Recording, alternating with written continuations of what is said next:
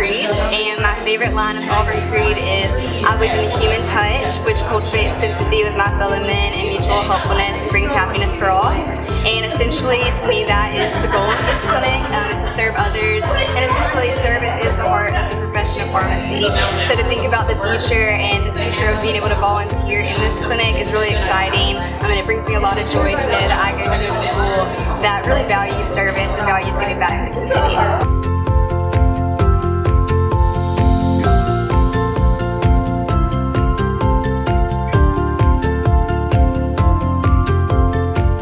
So it's very exciting that we are getting to be able to have this clinic for students. As a student pharmacist, obviously I came into the profession for the purpose of helping people and to allow students to be able to interact with the community and be able to benefit the community as well. I think that's just an awesome thing that we're being able to do with being able to partner with the Boykin Center on this and really get to help the community out, especially some of the underserved people. So I think it's incredible. I think it's an awesome opportunity for everyone involved.